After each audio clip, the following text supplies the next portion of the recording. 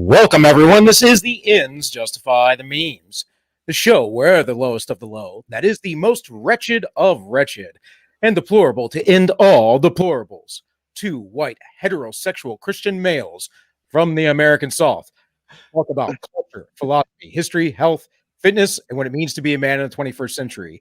And today we are joined by the former libertarian candidate for president, Adam Kokesh. One of many in the primary, but yes, thank you. And Bill, I appreciate if you're gonna slander me like that right out the gate and call me a presidential candidate, I have to I have the L word's not a bad word. But presidential candidate, I take great offense to being, of all things you could call me, a presidential candidate, because I'm not like the rest of these psychopaths who want to put on the ring of power. I mean, I know you know my platform, but for the benefit of the audience, the whole idea was to run for office, run for president, resign on day one, declare the federal government bankrupt, and take it through a peaceful, orderly, responsible process that leaves us with 50 independent states, up to 562 sovereign native nations, and a chance to take back at least most of what's been stolen from us, if not our dignity. So you're saying that you had a plan, unlike all those other candidates. That's what you're saying. No, they had even better plans. They're going to become president and keep fucking over the American people on behalf of the bankers and corporate. Yeah, I about to say their plans don't seem to be their plans. They seem to be these globalist NGOs' plans. But yeah, well, that gets to the idea of the president as a string or as a puppet. And I think it's a little more. I certainly appreciate that analysis. It's a little bit more complicated. I think the president today is more of a power broker. They decide what strings to attach to themselves, but it is the strings that pull them to the top that matter. Well, that is a fairly interesting, nuanced look at it. So, Tank, you got anything to say about that? I'm just drinking. Okay. Yeah. That's what $0 a month buys you right there. Podcast for life, baby. Yeah, man. That's right. Wait, hey, you guys didn't just get $100 million contract for censoring your old interviews? I wish. Yeah. Do you guys see he would sell his soul. I'm not like that, Adam. I'm not like that at all.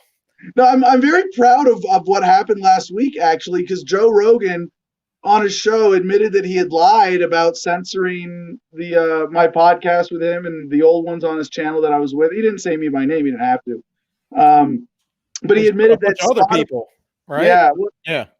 Well, about the whole censorship thing, and I don't mean to be too conspiracy minded. I mean, you don't have to like theorize about conspiracies when you go, what else is government but the biggest fucking open conspiracy to rip us all off?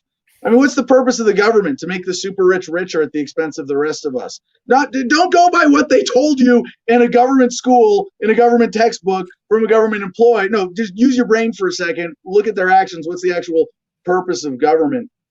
So they're doing very, very well right now. But Joe Rogan came out, and so I think the censorship.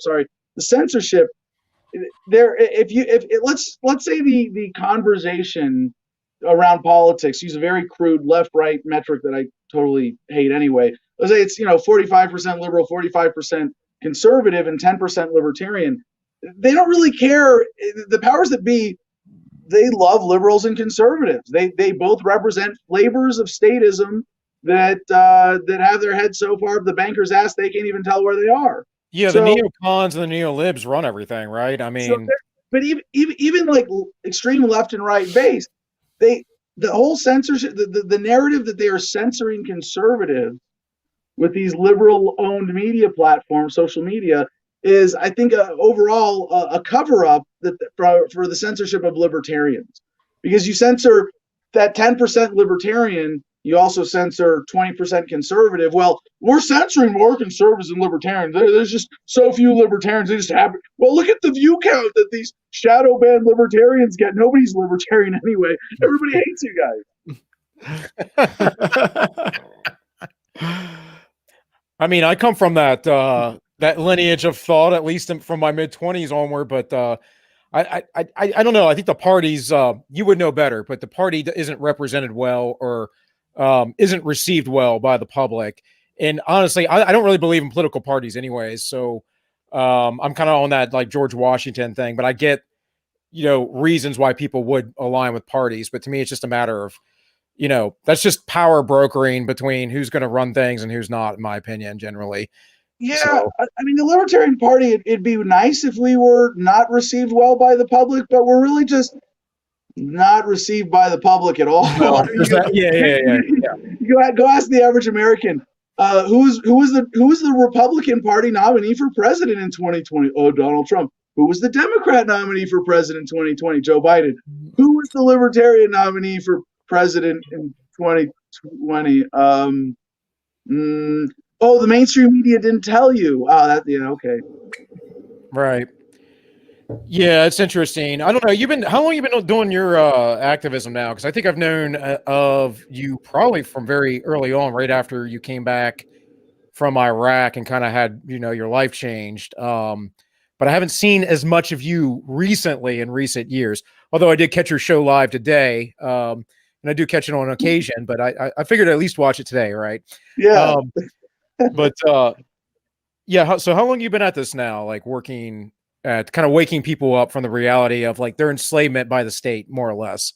Yeah, well, it's an interesting question because I go back. I've never been, liberal or conservative. I was sort of moderate anti-authoritarian before I became a conscientious libertarian, and then, voluntarist specifically, which to me is the same thing.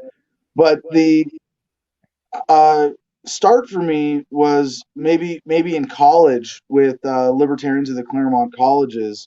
I was actually president for a while. We made T-shirts that said, "It's not just underage drinking; it's civil disobedience."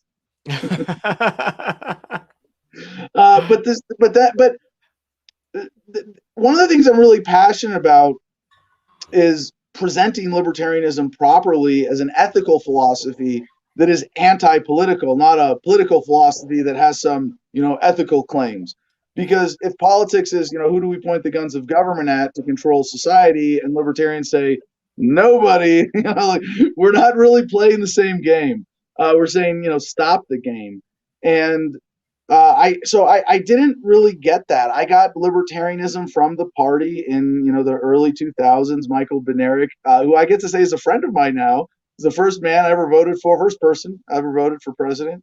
And the version of the libertarian message that I got was that, well, we're fiscally conservative and socially awkward.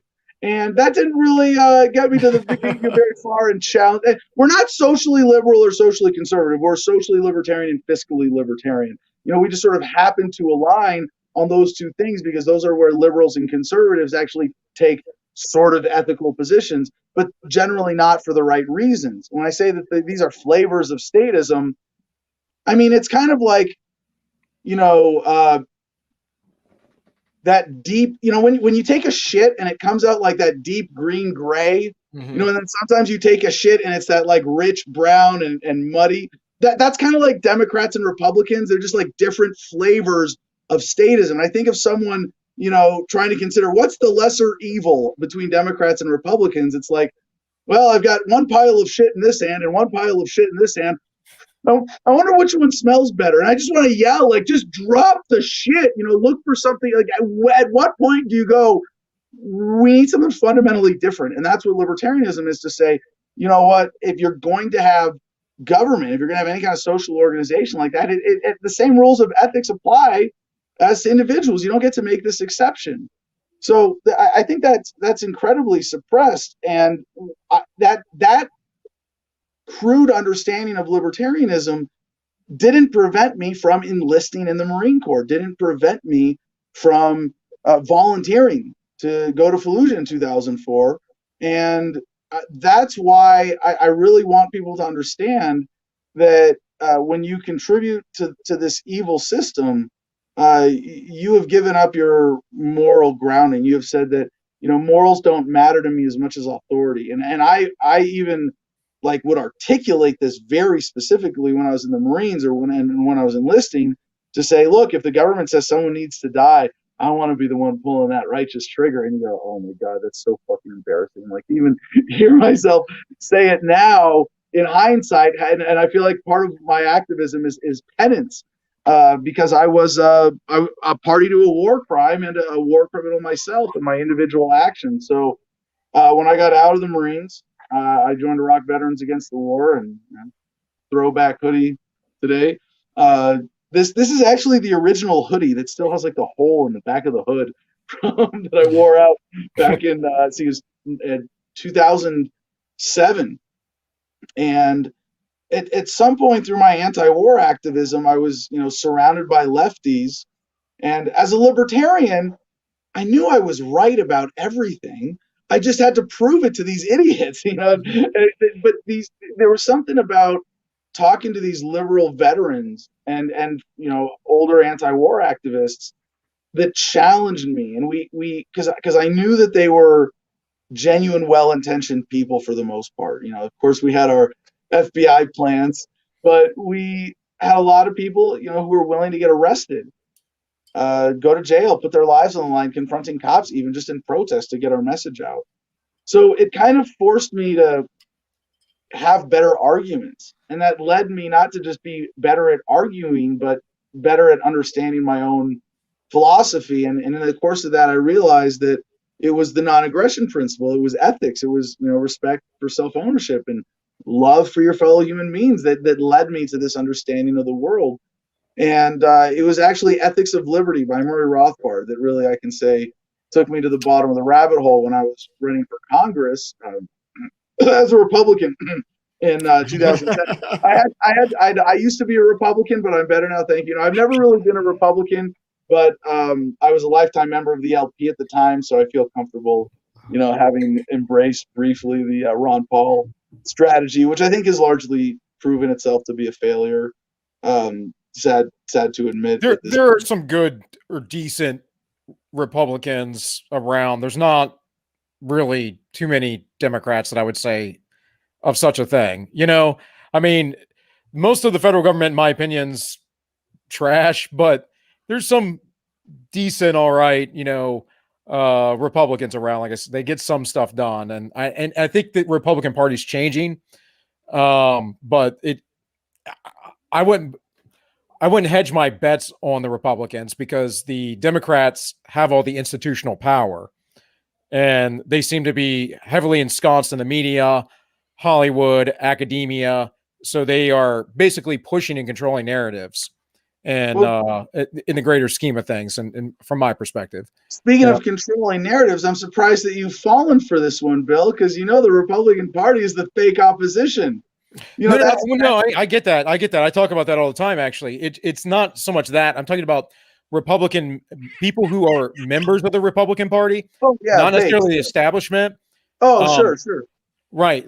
But see, the thing is that Hollywood and academia and all those, the media, whatever, they're part of the Democrat Party too, but they're not in the government per se, but they basically work for the government. They work for the Democrats. We don't have that same kind of means on the right, traditional libertarian, freedom-minded, liberty-minded people.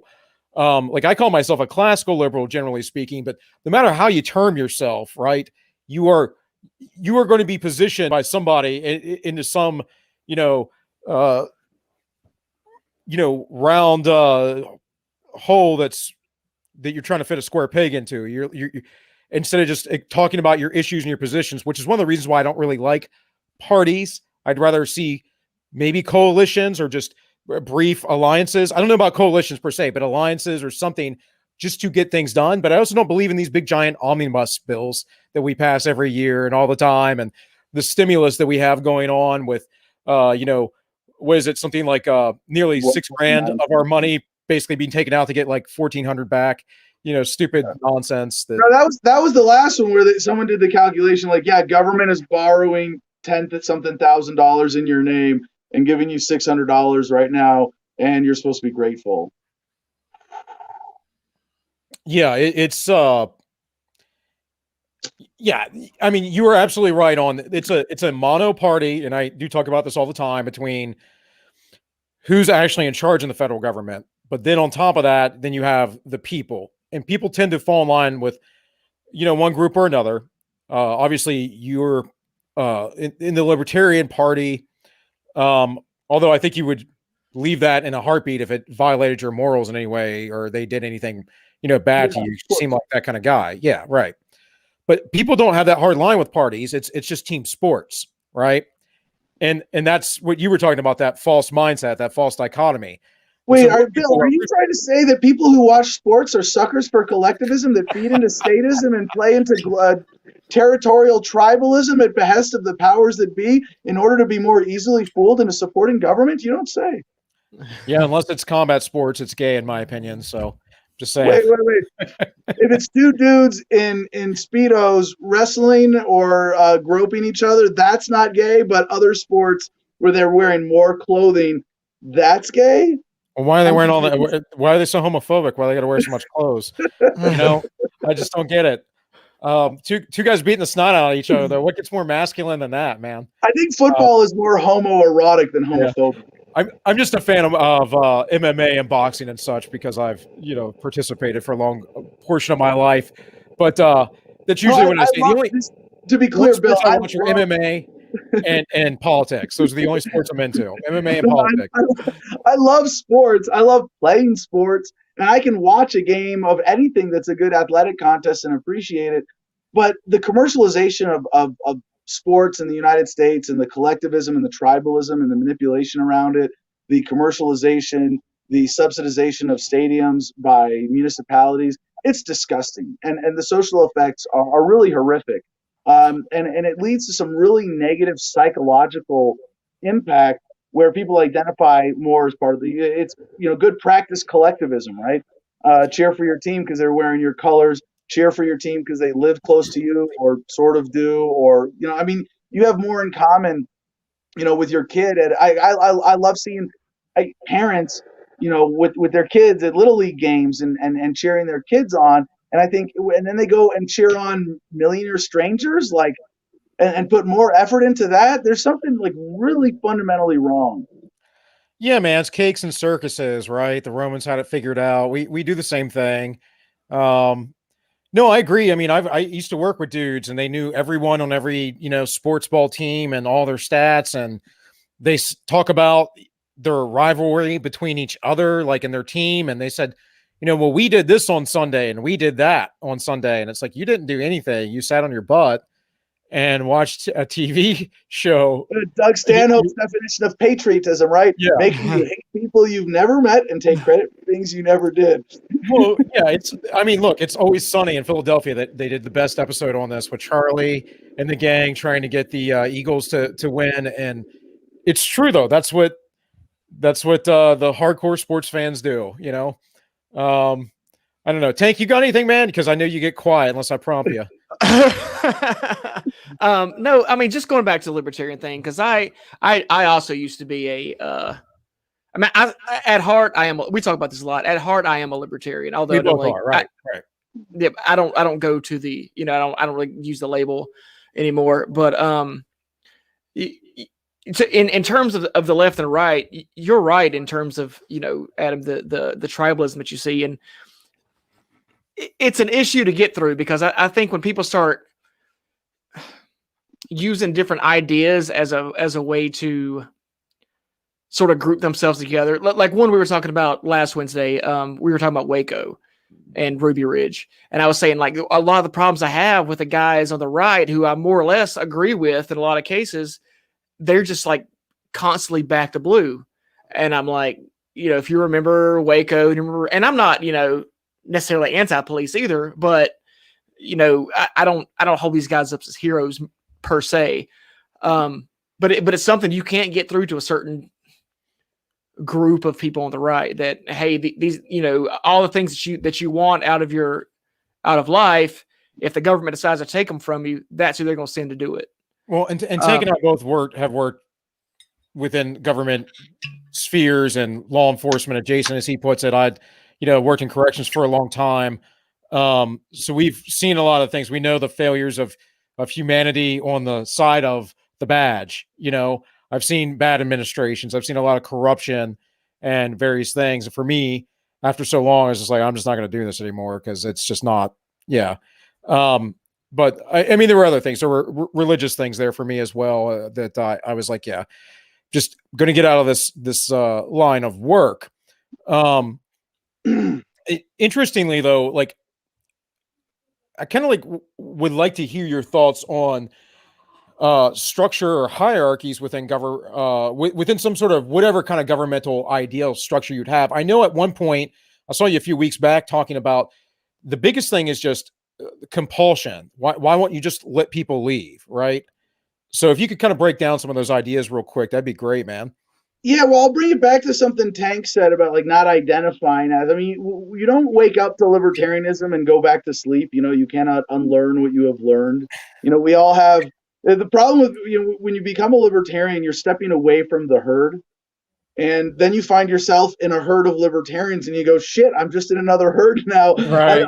I thought I was an individualist. I need a different. I can't just be a libertarian. I have to be a geo-libertarian or a left libertarian or a right libertarian or a homesteading and it's like, no, you're just a fucking libertarian.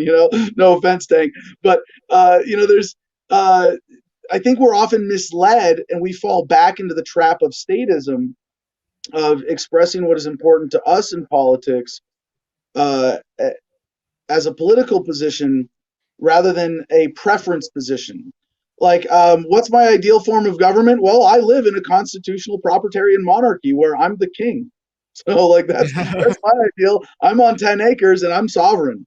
This is the Gardenia Sovereignty Project. We're actually formally declaring independence July 4th of this year. It's just a coincidence in timing that we'll have the same birthday as that other country, that America. How they got started, and they declared independence, and said, screw you to the king. We don't want to be part of your empire anymore. Well, I want to provide. Do you have a big letter? Do you have a big document you're sending to DC or to Joe Biden or anything? Well, there will be several. I mean, I do plan on July 5th declaring war against the United States, and then surrendering on July 6th in order to qualify for foreign aid. I figure we get a few $1 billion that way. Or we'll declare ourselves a narco state or a terrorist sponsor state. And either way, we'll get tons of foreign aid. Yeah, Tank and I have been trying to score some Toyotas and some machine guns. We were really disheartened that we know that the feds watch us probably, even though our show's pretty tiny, but still, I'm sure we have a Fed already. And yeah, if not, so to the question, like, what's your ideal form of government? I don't pretend to impose my preference on others. And this is why I think decentralization or localization, as I call it politically, is such a key representation of the freedom philosophy that can unite people. Because I mean, Larry Sharp said libertarian is someone who says you can be as liberal or conservative as you want as long as you don't force it on anybody else. But why would you identify as that when what differentiates you from the mainstream is that you're saying, no, let's have ethics consistently in social organization, whether it's government or anything else, really. So what I said during the presidential campaign, by the way, I'm half Jewish and half German, so I'm genetically programmed to hate myself. And when I see like the rise of fringe white nationalism and Jews will not replace us in Charlottesville and stuff like that, there is something that for me, at least when I turn sideways and you see how big my nose is, it really is kind of scary. I'm not hard to identify, and I can still say as a libertarian, if you want an ethno state and you're able to create it peacefully, ethically, it's just dumb. It's not unethical to be racist. It's just stupid, right? It's unethical to do something unethical based on your racism, to violate another individual's rights, to assault someone or steal from them based on their race or your view of them. But to say, I just want to be with other people like this. I mean, hey, here's a little secret. We kind of all do that in our families, and every family is a socialist unit. So, get off your high horse about what's right and wrong in terms of a system of people working together, when these labels don't really matter except as preferences once we embrace ethicism and say, no, whatever system you want to create has to be done ethically. So you want your ethno state, that's disgusting. I'm never going to live there. But I want you to have that right. If you're a gun grabbing, liberal, socialist, nudist, and you want to live in a commune in the woods, hey, that's great too. You have that right. I'm not going to live there, but I'll take my entertainment value from a distance. Thank you very much. And giving people that right to say, no, you can have whatever system you want, whatever you're able to peacefully convince people to be a part of, or whatever you want to be a part of. I want there to be that competition, and I want people to be able to really realize our potential and say, we don't have to do things the way they've always been done just because they've always been done that way. I'm pretty sure there's a demotivational poster about that, and it's got like the running of the bulls, and they go, just because it's tradition, just because it's always been done that way, doesn't mean it's not incredibly stupid. And when we look at the government today, you go, what's really fundamentally wrong with it? It's not this thing or that thing or any individual issue, but that we've accepted this premise that it's okay if you call yourself a government to force everybody in your territory under your authority. And I really want to get past that. So getting rid of the federal government wasn't so that we could have 50 giant state governments. It's so that we can assert the right to declare your independence and say, like if I'm on the Cal Exit Board of Directors, the California or the Cal Exit Congress, and if California goes independent, that would be awesome. But the people of California are going to lose out on reclaiming what's been taken from them by the Fed. So decentralization as a conscientious process of localization gives us the chance to take that back. And right away, everybody gets more of what they want. If you're a liberal in a liberal state or a conservative in a conservative state, why do you want to be tied to those crazy assholes over there? Because the people who are going to tie you together, who are the ones who are going to be exploiting everybody. So getting to that point where, I hate to be like, no labels, because libertarian is an important label to me. Voluntariist is an important label to me. But what's important to that about that to me is that it transcends all other political labels. And I can say, what I want right now is a constitutional proprietarian monarchy here in the sovereign republic of the Garden of Freedom. But, that's just based on current circumstances. Maybe some bigger government services convinced me to be a subsidiary of them, and I join them because, they've got punch and pie. Okay, fine. I should have the right to join a larger collective or to leave one at any time. So I like to think of getting government down to the community level, because the community is something you choose to be a part of and can choose to leave at any time. If you don't have the right to secede, if you don't have the right to declare your independence, you're not free. Yeah, I talk about this often too, in that human society seems to be best organized by, like, I would say Dunbar's number, right? Where you have 150 some odd people that you can only know, that's the limit of Right. who you can know well, who you can really care about. Now, maybe we can scale that up some, but scale that up, 100 times, and you have 15,000 people. How much do you care about 15,000 people? And so what we're looking at right now is a nation. Well, we see this all over the world, but a nation with one of the largest populations in the world, with nearly 350 million people, and a couple hundred in DC get to tell us what to do, as if they care about us at all. And so I completely agree with you on the community thing. In fact, we talk about it quite a lot, because my whole thing is I want to go buy land. I live in West Virginia right now. I want to go buy some land in the mountains, get a couple acres, go homestead, and maybe have some neighbors around or whatever, and we build our own little communities, because that's the way to do it. And one of the, I think, other false dichotomies, we talked about the Democrat versus Republican dichotomy, but the other one is the individual versus the collective. I just don't want the collective to be supreme in my life. I don't want it to suppress me or be totalitarian, which has the most potential. It's hard to have totalitarian individualism, right? It's just not really a thing. Oppress yourself. Right. But if you're too individualistic, then you're not getting the benefits of the collective either, which we need as social creatures. So Right. there is a balance there between the two factors. But like you said, it has to be voluntary, and it should be broken down small to the community.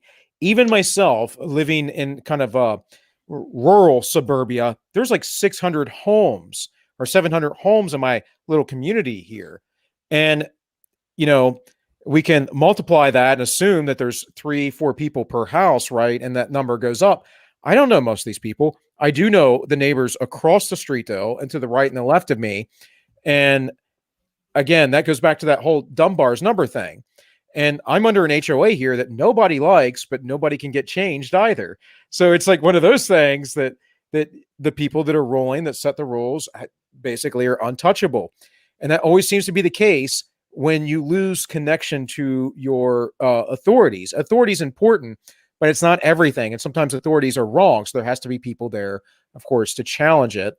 Right. That goes back to censorship, free speech, all of that, why it's so important. But yeah, like, well, Bill, I would like. Go ahead. I think you're indulging in a little bit of a central planning or central planner's fantasy here, where you're still trying to design a system for other people as opposed to saying, let the market decide, right? And I think one of the ways that helps us get to that, hold on, is separating government functions out, right? So you say, I want to live in, I want health insurance. Well, why does government have anything to do with that, right? And if we take there should be a separation there should be a separation of economy and state, just like church and state. Right. I mean, so if we take I'm not looking at any sort of central planning. Honestly, I'm just saying that I'm seeing things more like how, I guess, the limits. I know you're really pointing out the limits of central planning as you're going through the thought exercise. Yeah. So if you look at healthcare, for example, part of the problem with the current government paradigm is the conglomerization of all these social functions into government, right?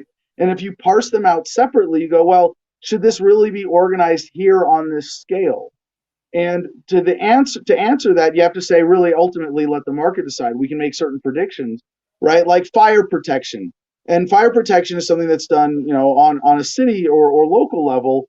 And there isn't like there's the forestry department and all sorts of ways the federal government has their hand in protecting, different things from fires. But it's like we go, well, yeah, you're going to have a fire truck, you're going to have a water system, you're going to have an emergency response system that's geographically based. So it kind of needs to be geographically based. But you look at healthcare and you go, well, I want to buy health insurance, right?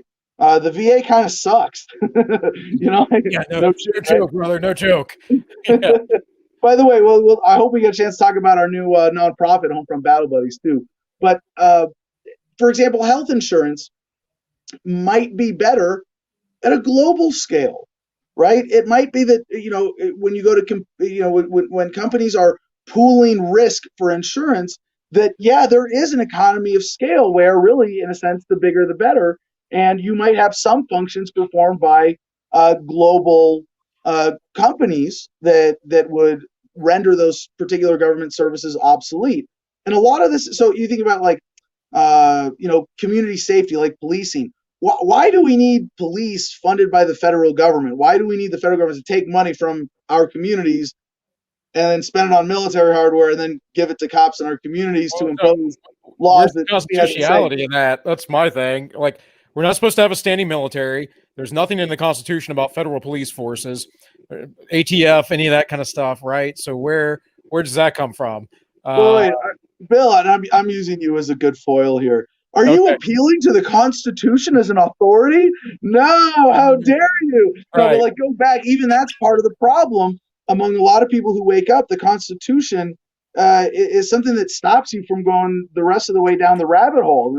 The Constitution is pretty shallow down in depth here, where if you look at the history, the current Constitution is an illegal document. If you're a constitutionalist, as in you believe not in this Constitution, because that means you're really a bootlicker. But if you believe in constitutionalism, the concept that if you're going to have a government, it should write out its rules clearly. It should write out its organization and its authority and tell the people what it's going to do, right?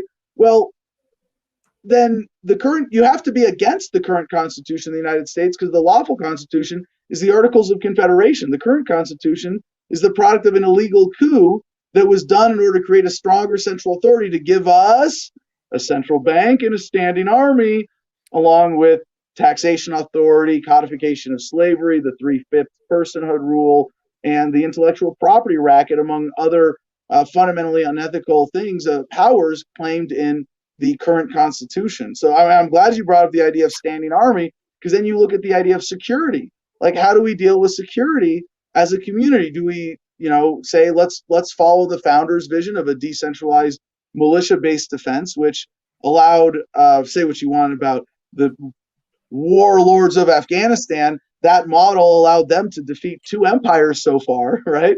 Or do we want to have a regional collective, or do we want to pay taxes, or pay, it wouldn't be taxes, but like, do we want to pay a service fee to a larger protection collective? And all of those things we have to say, I don't know. And this is one of those things that when libertarians step into the mainstream political realm, we find ourselves falling for the premises of statism and losing our ethical premise. And that's a real problem. So we have to be comfortable saying, I don't know. What is government going to look like when everybody's libertarian? When people say we reject coercion in all its forms. There are libertarians who were running against me for the presidential nomination who said, oh, no, we can transform the federal government into a voluntary institution. And I'm like, yeah, good luck with that. Not the way it is right now, buddy. Yeah. So when we get to that decentralized, sorry? I was just going to say, you mentioned that the current Constitution was a coup. What about the coup that Smedley Butler supposedly foiled back in the day? I don't know that he really did. It seemed to have gone forward, in my opinion. Kind of bring us into this fascistic type communist, whatever pseudo nation we are, right? Yeah, no, it's great. You go to Marine Corps boot camp, they give you your green Bible, and they teach you about Smedley Butler as a history. You read War as a Racket later. Yeah, one of the most decorated Marines in military history, and then they somehow conveniently failed to mention that when he got out of the Marines, he wrote a book called War as a Racket. But yeah, you're what you're getting at there. There's a sort of footnote to his story overall, that at some point after getting out of the Marines, he was approached by people who wanted him to lead a coup against the federal government. And of course, he declined. But I wouldn't have called that. I don't know if, and I don't know the history well enough to say, like, you question, was it really a coup, or did it already no, it seemed to have just disappeared. After he exposed it. So he exposed it publicly, like radio, or well, it was actually recorded at the time, like video or film. But after he did such a thing, there weren't really in-depth hearings about it. It kind of just disappeared. And from what I've seen from my research, a lot of the documents just kind of went away. And I believe, because I always bring back the premise that the United States as a republic truly died under FDR, more or less. That whole, whatever concept of a republic we were supposed to be, of that Constitution, that disappeared under that reign. That was the head of the progressive era. We became the world global police. We became the product of the military arm of India. Well, I mean, we as far as the government. Yeah. The Americans. I'm still American, man. I mean, whatever. Criticizing my government. We defeated this is the Doug Stanhope bit. We defeated the British, really, Steve? Yeah. I'm pretty sure we sat at home and ate Tostinos and watched football and drank beer and yelled at the screen. I wasn't even alive for the things I was just talking about. So, well, no. Let me, Bill. Let me just.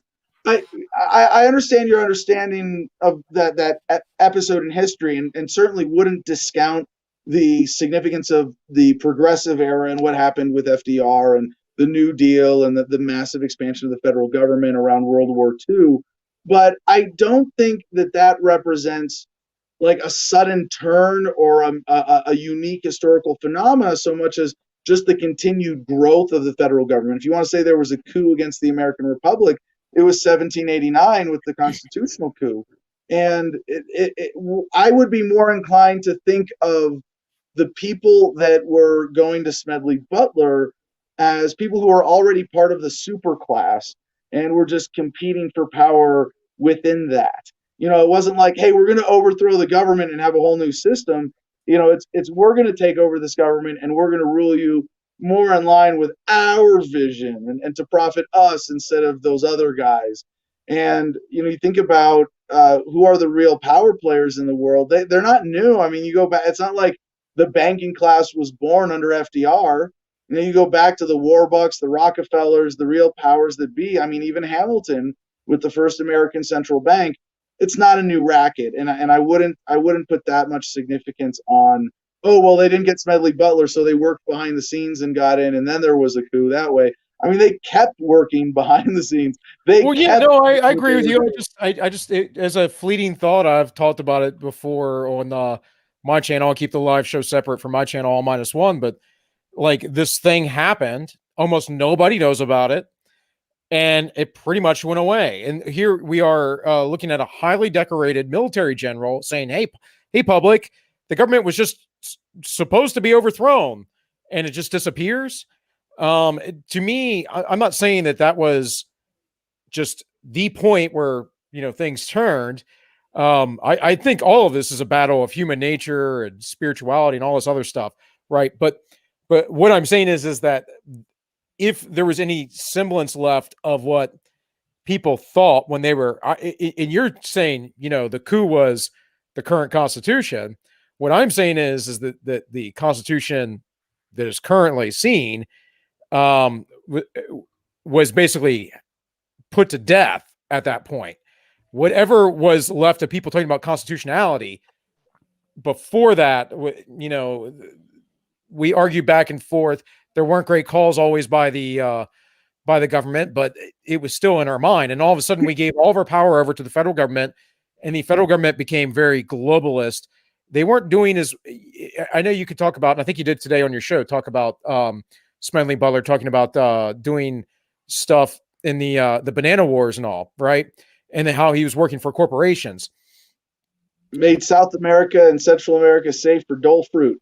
Right, but all that that all goes back to globalist infiltration. For me, all I'm saying is around that period is when they seem to have seized complete power. Before that, it seemed like, I believe our government started off semi-innocent, not completely. Don't get me wrong. I know that not at all. Founders, it was a criminal order. The current constitutional government in 1789 is. No, I mean beyond that, man. I mean even the revolution, though, like how the revolution happened. Like there were people that were fed up, and then there were other people that were like, "Hey, we can create this this new kind of utopian style government." So there was a mixed bag there of the American sentiment at the time. Well, it sounds like you're still hung up on a little fetishism for the current Constitution there, because you say, "Oh, it was on our minds or in our minds before the Progressive Era." Really, World War I, the internment of Japanese Americans in World War II, the Banana Wars, the central bank. Yeah, that's all Progressive Era and afterwards. I'm talking about like the Civil War at that point was. Go back to the Civil War. Really, yeah. The Civil War at that point was the big, like that was the blow. Not even going to pretend that the Constitution is restraining us. But the death blow, right, to put you out of your mercy of whatever was left. That is what I'm saying. See, I think your point about the Progressive Era being a turning point away from the current illegal Constitution. Well, it is globally. I mean, things happen globally around the same period. There were similar trends elsewhere. So I think that's just sort of the growth of. I mean, so one of the things that's really important in understanding how government has grown is technology, particularly communications technology, right? I mean, even the printing press was, a revolution for government organization, right? But the telephone, the telegram or telegraph. I'm thinking like Telegram, like the app that we're on. But yeah, so when I look at this historically, you could say if you understand that the original coup was 1789, then the Civil War was just an escalation, a further consolidation of power. World War I was just a further consolidation of power. The creation of the third central bank of the United States with the current Federal Reserve System was just another big play of the superclass to consolidate wealth and power. And then, yeah, you can say it turned up in some unique ways around World War II and the Progressive Era and FDR. But I mean, you could say, that Nixon taking us off the gold standard was another critical turning point. And I want to bring this to current but events. we wanted to put China in power. So, I mean, going down the rabbit holes. I mean, So I want to bring this to current events a little bit, though, because we've touched on a lot of these underreported historical touchstones in the American story. COINTELPRO and FBI suppressing the anti-war movement 60s and 70s. That's another big one where everybody was outraged. I want to connect it to COVID for a second here, because a lot of people looking at COVID with this understanding look at what we're experiencing now and think, oh, shit, this is some new medical tyranny. And just to step back, I don't know if you know Professor Steven Pinker, Harvard, TED Talk, The Surprising Decline in Violence, is proven academically, irrefutably, that violence is on the decline over human history. In fact, follows a kind of radioactive decay curve. And just understanding the relationship between violence and coercion in government, you go, wow, that's a mark of human progress. And statism becoming less relevant through technology.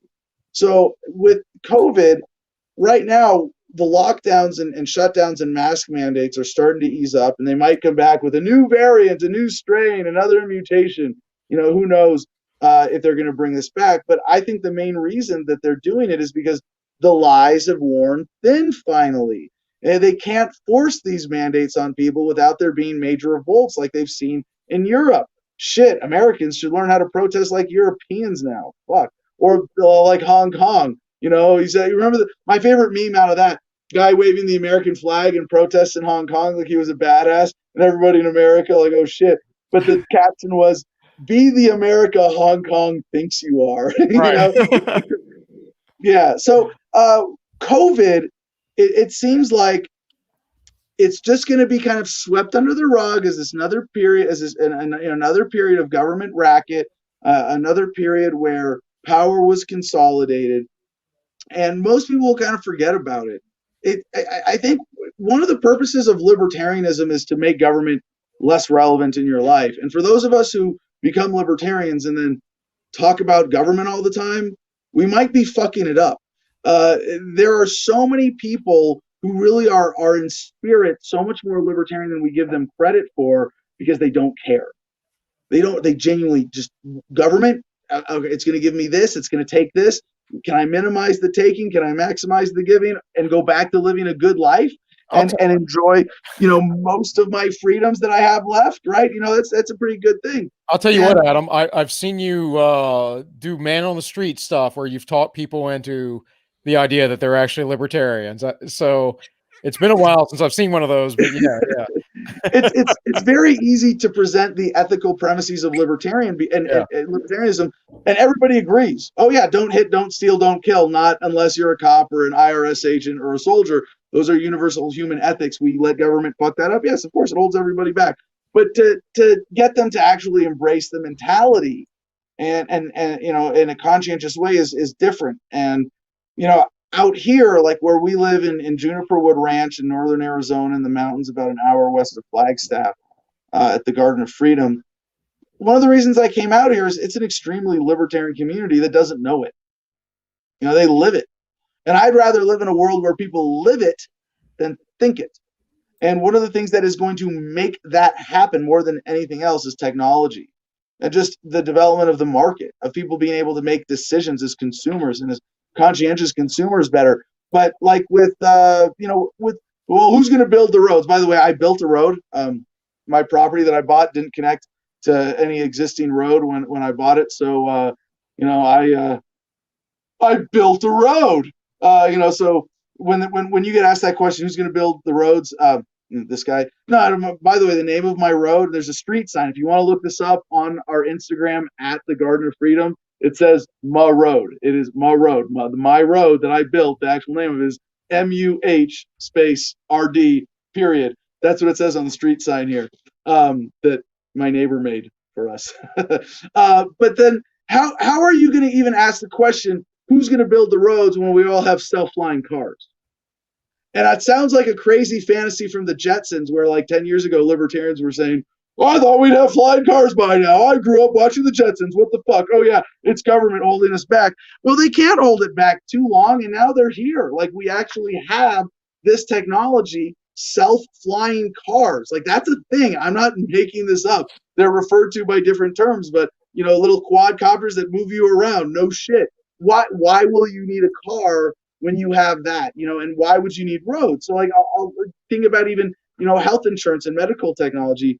What if we all get so wealthy and capable and able to pool risk with, at an international level that transcends government and actually pays for health needs in ways that, government, corporate, regulated bullshit insurance never will?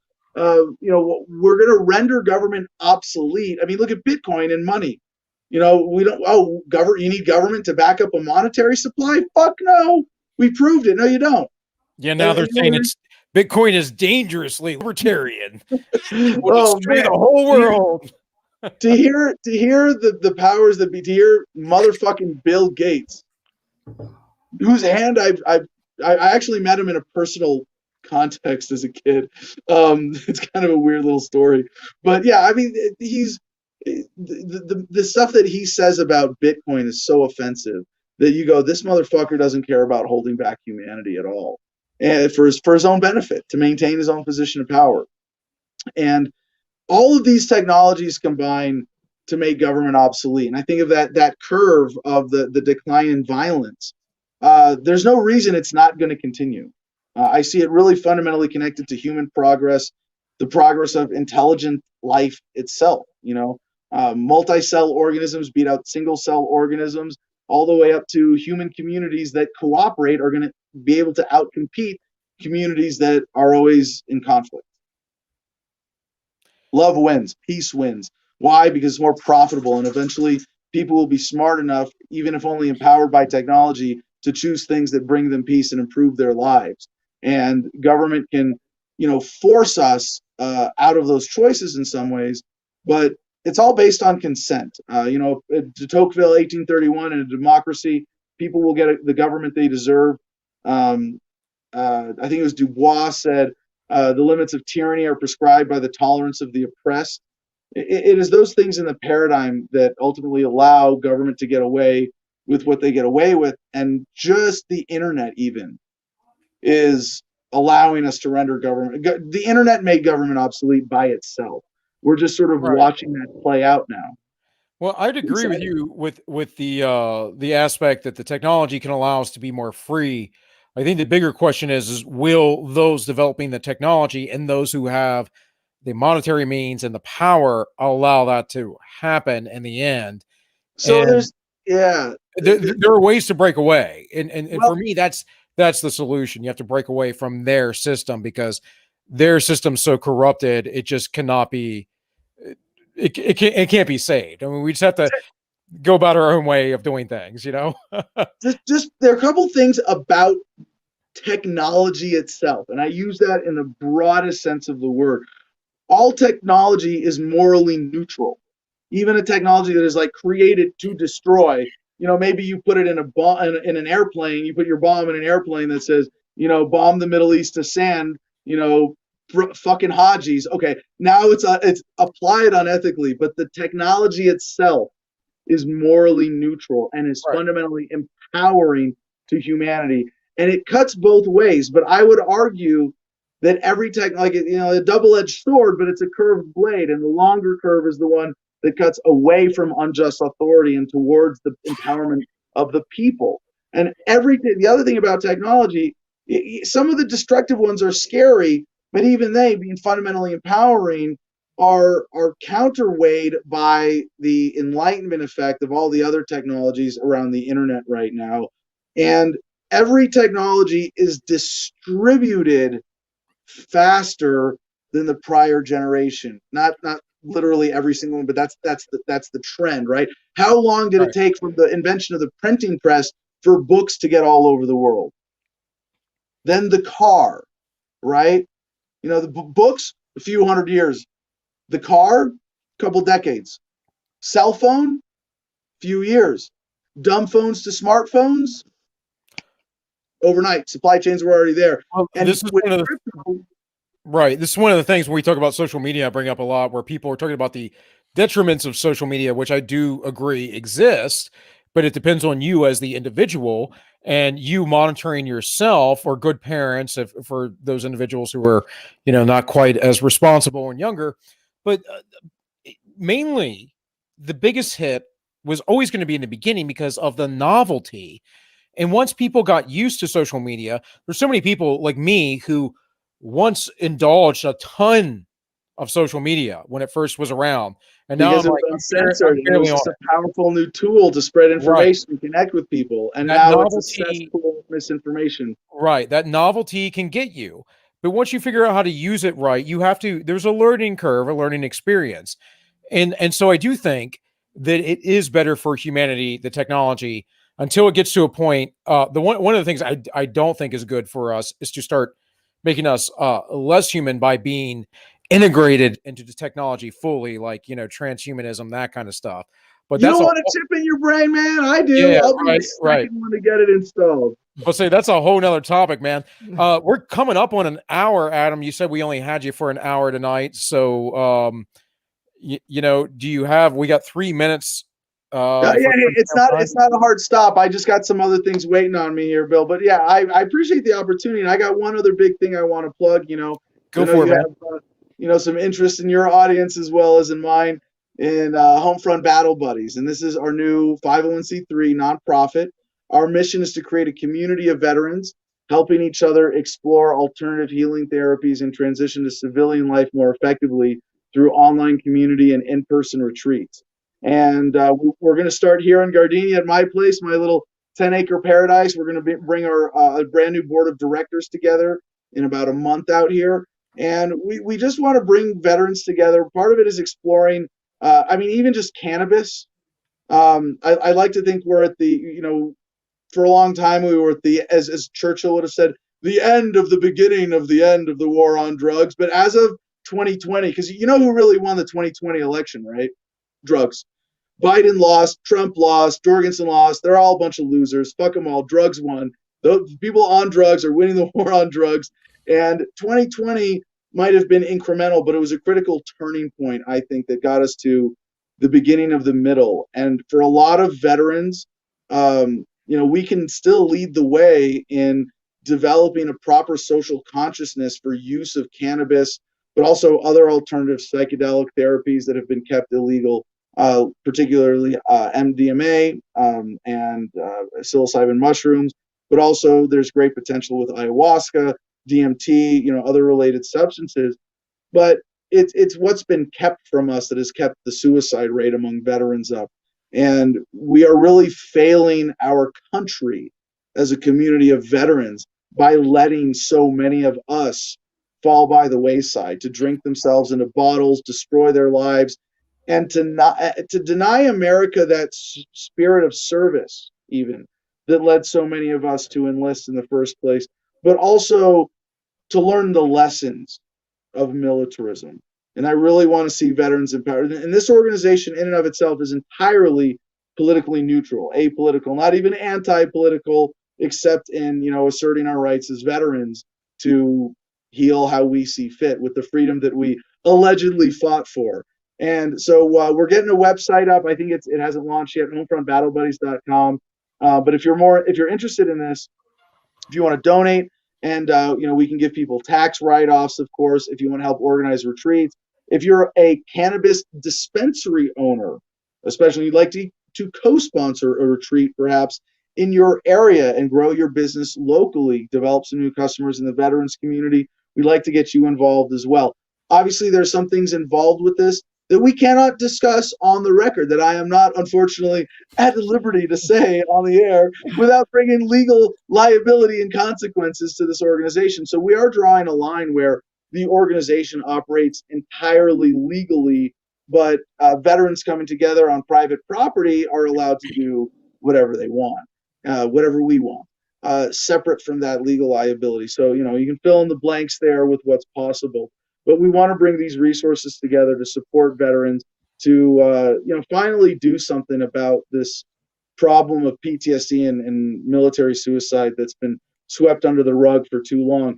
one more thing to say about the inclusiveness of this. When I was in combat in Fallujah in 2004, it was actually one of the first instances where female combat engineers were running heavy machinery in combat. We had PESCO barriers going up on the George Washington and Brooklyn bridges, that's what we call them, over the Euphrates River where the Blackwater security contractors were killed. And we want to make sure that this is truly inclusive to everybody who's been in the military to heal from their experience. And obviously, there are those of us who are particularly damaged from our combat experiences, but I think that really discounts some of the truly traumatic things that people experience in the military outside of combat as well, especially women with military sexual trauma, and for people in processing and in legal situations who run into problems with their command here at home. There's also drone operators who, by sight and sound are right there in combat and get to see the bodies that they blow up on screen in front of them. And that's not something that any human should have to go through. It's not something that any mentally healthy human comes through unscarred. Remember, it's not the ones with PTSD you have to worry about so much as the ones who go stomping through blood and guts and come out with a smile on their face, acting like that was totally normal. But those are the ones who become cops, and we have to deal with them too, stopping the rest of us from doing what we want to do here. That's not true, man. Most people who are cops were never in the military. Yeah, but well, okay, I don't want to say. Yeah, forgive my joke for using somewhat inappropriately. No, it's worse that they were never in the military, in my opinion. I mean, they should have been. Yeah. Oh gosh, let's. Yeah. Anyway. No, but we want to be, very inclusive with this, and I think veterans, those of us who enlisted for the right reasons have those same reasons are just as relevant. Just because you don't get the same government paycheck and smoke blown up your butt for wearing a uniform doesn't mean the spirit of service isn't just as important, if not more so, now that joining the military is really serving bankers and politicians and war profiteers, not the American people. So Adam, just like that, at thefreedomline.com, just Adam at thefreedomline.com. That's my email. If you're interested in that, please shoot me an email. We have an awesome logo that I designed. I'm very excited about that. It's like a med pouch with the shaking hands, the Red Cross, and a cannabis leaf. So we're going to be getting that on some merch pretty soon here. But again, adamthefreedomline.com if you want to get involved with that. Or the Gardenia Sovereignty Project, what we're doing here. We want to get to the point where we're not just selling Gardenia merchandise, but issuing driver's licenses and business licenses and passports and all the things that the American federal government does that they do with the authority of having, declared their independence so long ago. If they can do it, we can do it, and really develop a model that anybody can use. Sometimes, bottom-up solutions are better than top-down, and I have to admit that my anti-political solutions of localization are kind of a top-down approach, and maybe this is going to happen from the bottom up. People saying, you know what, I own this land, why can't I be sovereign? I think that's a very important turning point for us. So yeah, also, of course, as you know, Bill, I do Adam versus the Man, two hours a day, 5 days a week, always looking for help with that. We just promoted our executive producer to business manager and my co-host to executive producer. So we have some fill-in co-hosts right now. We're looking for some more help and help with social media, anything. But hey, before I go, thank you again for both of you and to the audience, for everybody who makes this show happen.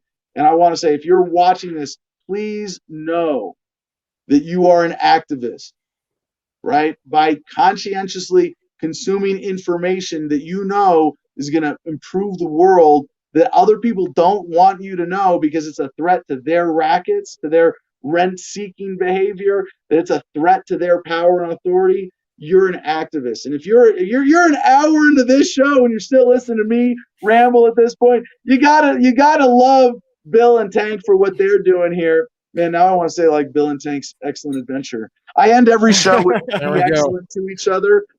So share this. If you like, put your money, put your clicks, where your eyes and your ears are, and support independent media, support this production, or whatever it is that you find important. Like Bill said about social media, it's a powerful tool that's incredibly corrupt, and it's hard to engage in that conversation now, but it's a way for you to represent what you believe in to people around you and to help make the world a better place. Changing hearts and man. minds. That's what I do. Just post. You don't even have to engage with other people. Just post. But share. Well, you have to listen. Look You at have it. to listen and decide that this is worth sharing. So do it. Be active. Thank you. And again, thanks for the opportunity, gentlemen. All right. Well, hey, Adam, thank you for coming on. Maybe we'll get in touch with you sometime again in the future. And hey, I appreciate your time. I appreciate how easy you've been, because you've messaged me, you've kept me on schedule. You got a guy doing schedules for you, which I need, even though I'm not nearly as busy as you are. So yeah, because that guy over there, Marcus Pulis, our guest booker, amazing dude, great volunteer for us. yeah, he's been very good with me. But I messaged you directly initially, and you were like, that got right back to me, dude. So I appreciate that. Very accessible. My cell phone number is practically public, but let's not make that literal. Thanks. Well, I'm not giving that out, but thanks for stopping by, man. And you be well, and hopefully, you will continue on your great adventures. By the way, all of your links are in our description of the video, at least on YouTube. So there you go, bud. Well, with that, peace and love, y'all. Take care, man. And be excellent to each other. All right, folks. Well, that was Adam. A beer and lend us your ear. Yeah, that's right. I didn't get to that part of the intro. I didn't know how long I had him for. I mentioned to his handler 2 hours, but today he messaged me about something like an hour, but it didn't read well. And then when he came on, he was like, "Oh, I got an hour, guys." So, hey, if the guy wanted to talk, we were going to do memes, but you know what, Tank? I still have memes going. We can do memes. Let's do some memes, and then we'll talk after that. All right. All right. Let's get the Memecast news going.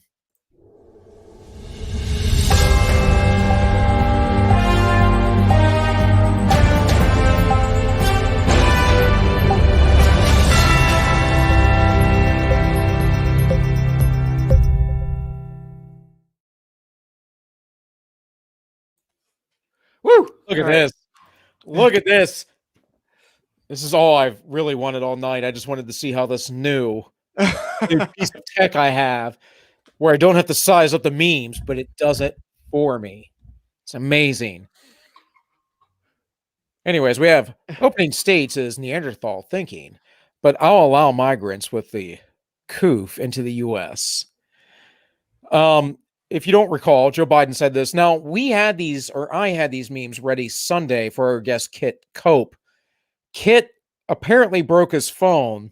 So this is part 2 that we tried, right? Yeah, twice.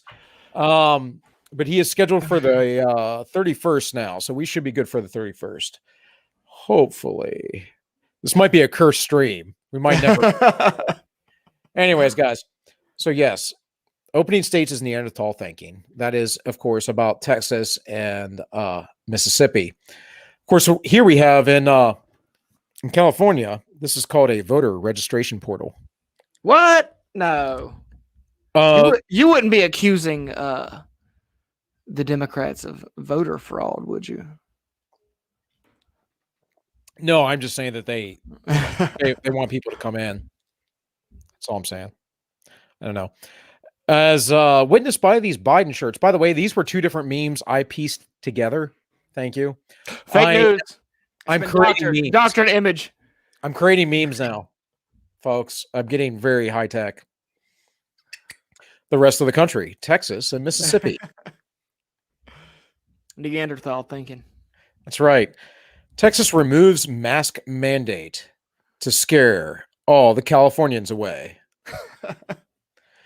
And so what do they do? They just they just completely opened up, right? There's no mandates. There's nothing. That's what they did. Florida. Okay, that's what I thought. Florida's been here. DeSantis did this a while ago. So basically, local municipalities or even counties can say if they want masks or not, but there's no state level mandate.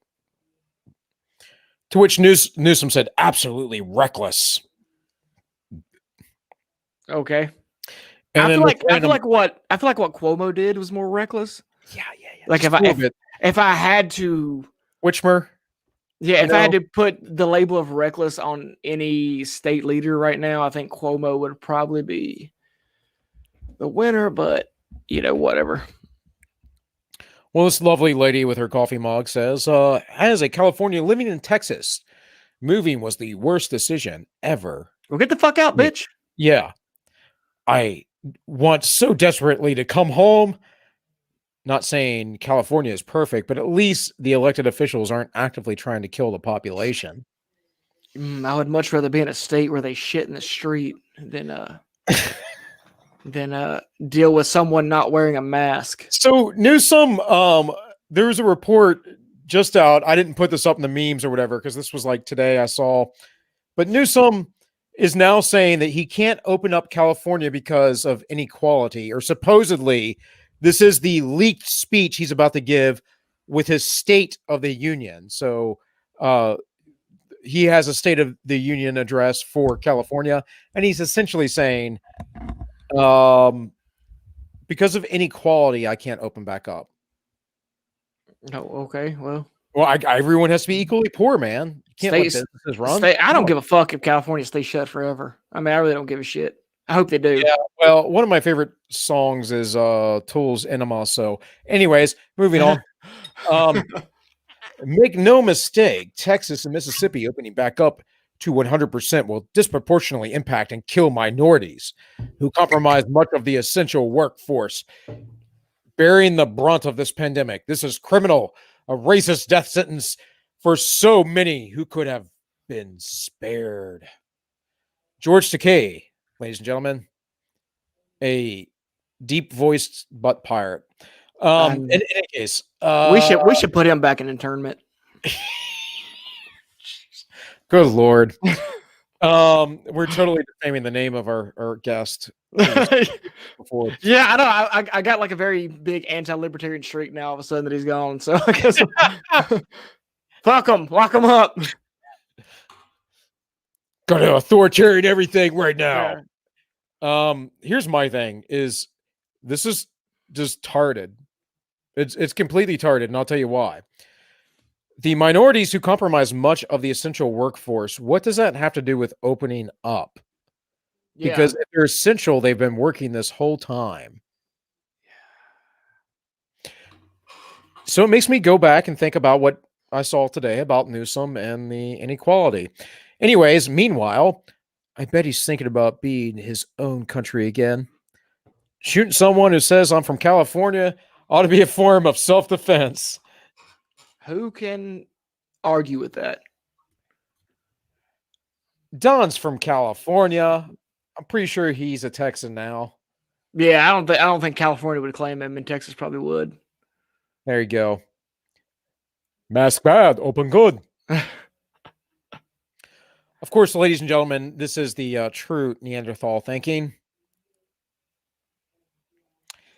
And of course, speaking of Texas, we have the airports in Houston have ditched CNN and is playing OAN. That's pretty cool, but there's still like some sort of systemic inequalities going on. You know?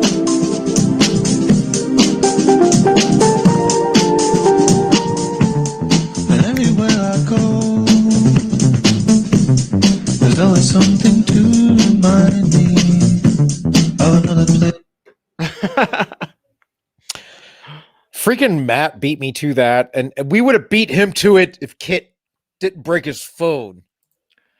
Man. Well, you know. It doesn't matter. There's going to be like maybe 100 people to see this, so. Anyways, they've yet to fix the coyote and baby problem out there in Texas. Just saying.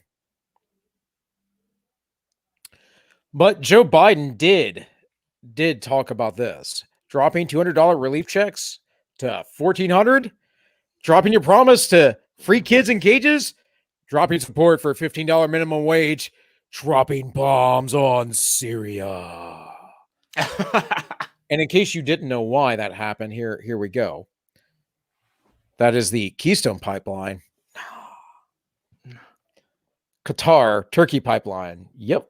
Hell yeah. And I'll tell you why. Because green energy is a whole big scam, guys, and it's not about that. It's about controlling who gets the energy, and can't let those folks over in Eastern Europe, who are all based and not part of the globalist stuff, have power. Just saying, they can't have energy. I mean, hypothetically, I'm not sitting here being a cheerleader for Putin either. So, anyways, speaking of our great, wonderful president, this happened. Let's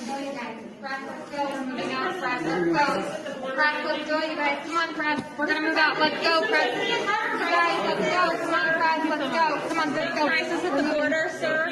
Let's go, you guys. Come on. Come on, let's go. Thank you, guys. What the hell am I watching? What was that? That was Joe Biden not knowing where he was at and not being able to take, press. So with that, we have a heroic Secret Service agent dives in front of Biden as a reporter tries to ask a question. That's good shit. Then we have, let me tell you something. You're walking around a peaceful protest when out of nowhere, your Aunt Tifa drops a gallon of gasoline on your favorite car dealership. You want to help, so you light a smoke and you think about what you're gonna do. Bam! 30 cities burned to the ground.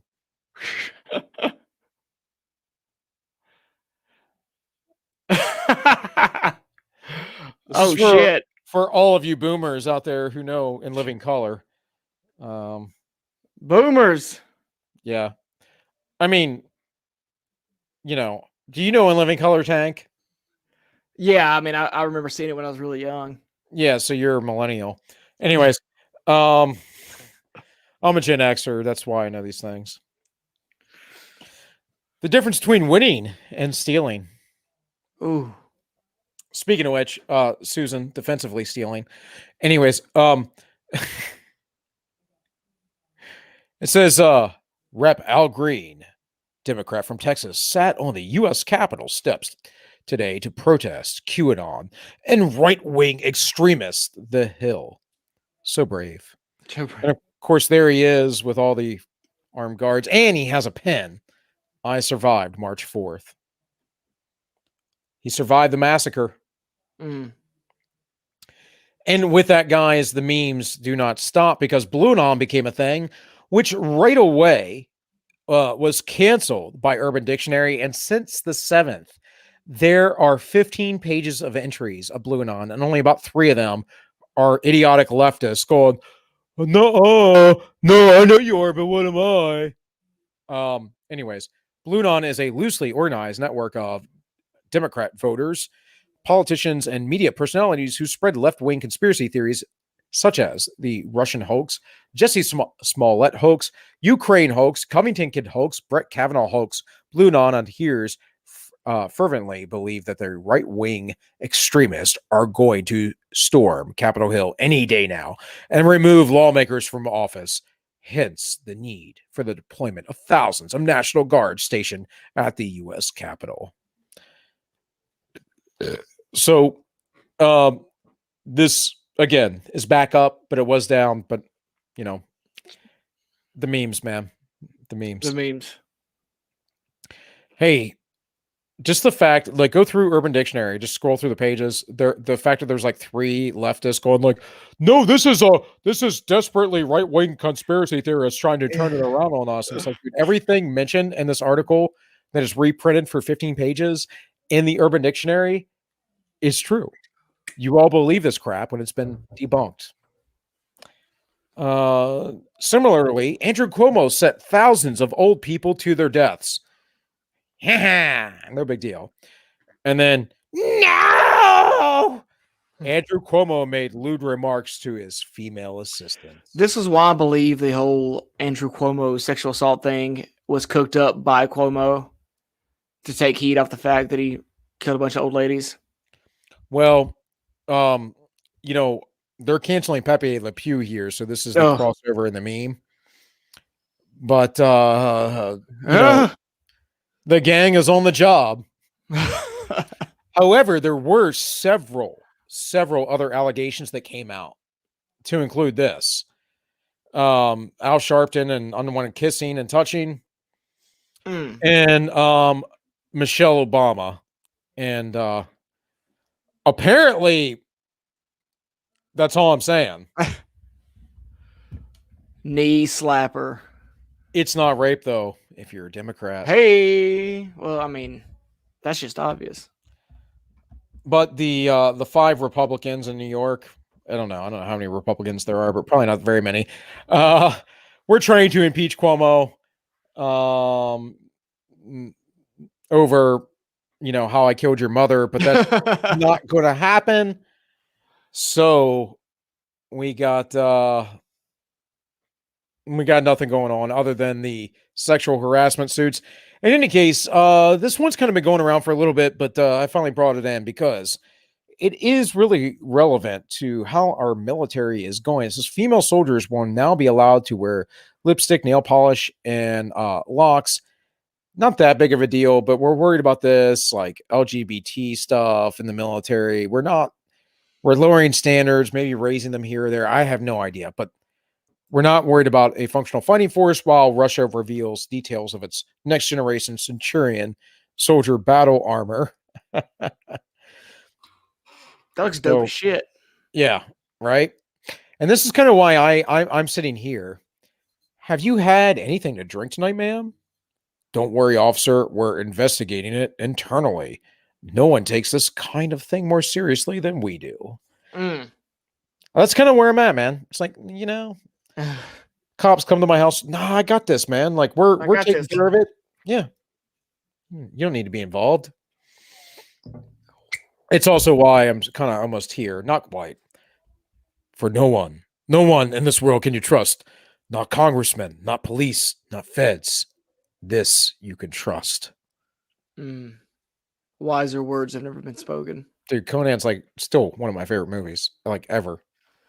There are several of them. Conan, Fight Club, The Prestige.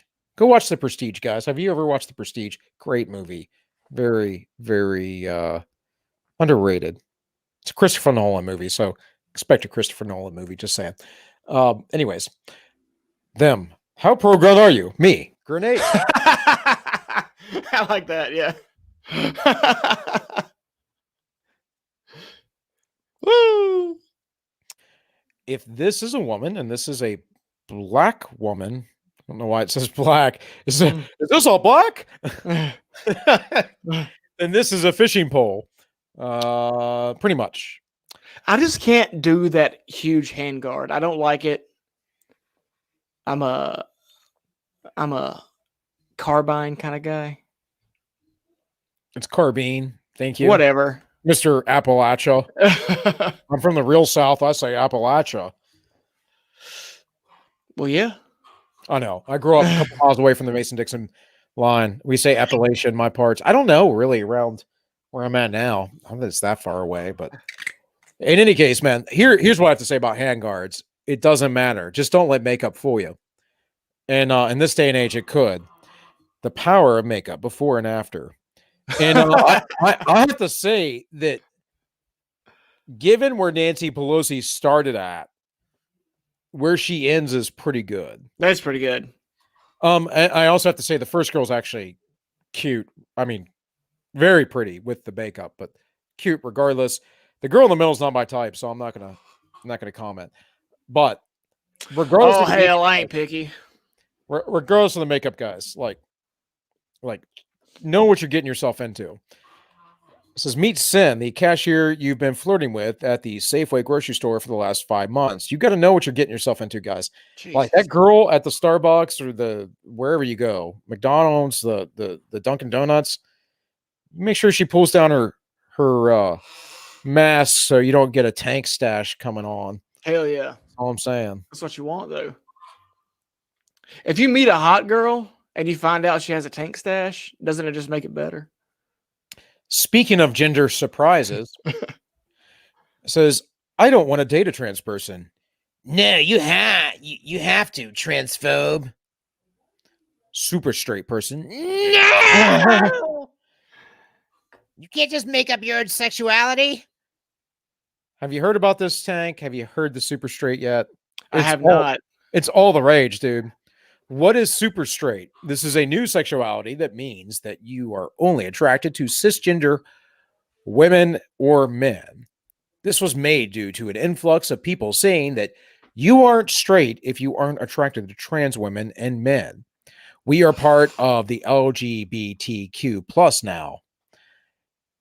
And it's kind of like this. Super straight, LGBT. Quality shit post. Let me break it down to you, brother. This is one of the best things that's ever happened on the internet. We need to use their tactics, and I'm all for it. By the way, there is some stuff. I will say this. I will preface this. There's some stuff I screenshotted from lefties. Perhaps I will bring in later on about them saying, "Oh, super straight SS. Oh, this is all alt-right 4chan, 8chan bros." That they're just,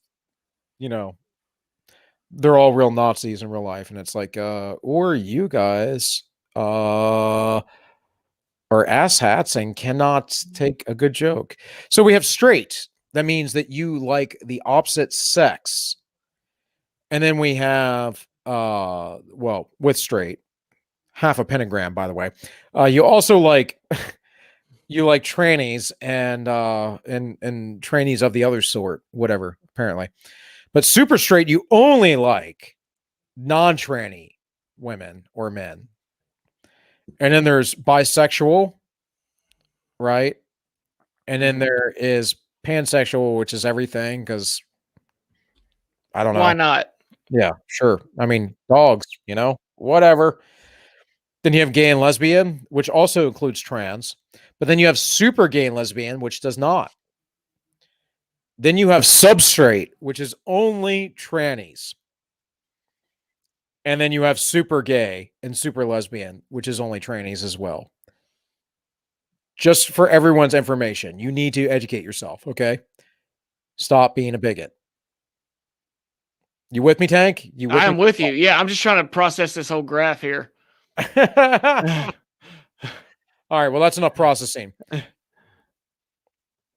So, Cube the Cat Bee says, LMAO, name a time as a straight person you've had to fight for your right to exist, huh? Name one effing time. Ever gotten death threats for being straight? Nobody cares if you don't want to date us. Just don't make a whole new sexuality.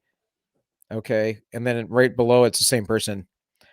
I too will kill you with my bare hands. What the fuck? Yeah. He's like, are you talking about my cock? No, thanks. And it seems like you're missing the point of super straight, super gay.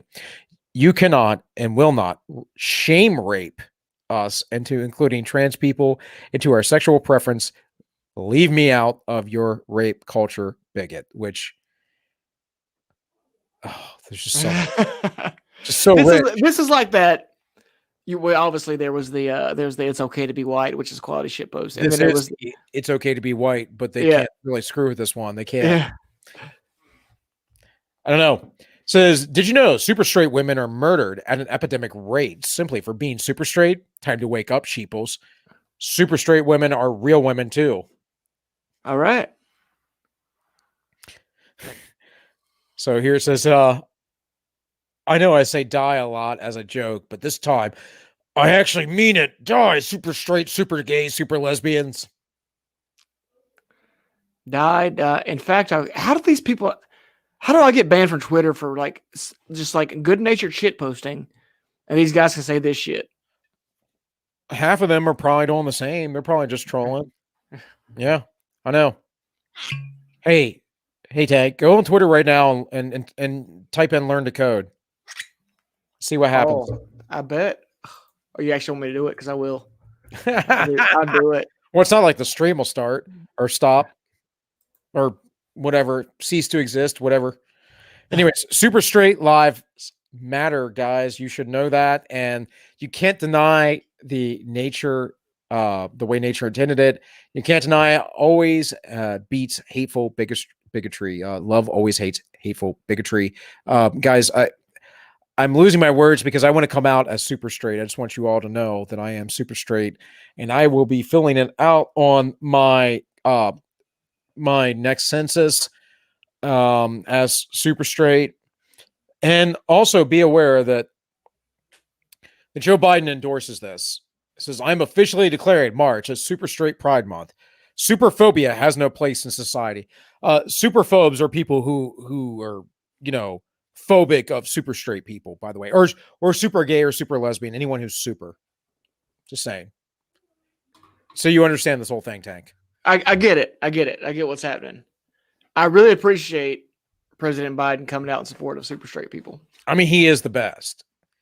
And when he called for Trudeaunomics shove under pressure, I was just absolutely inspired.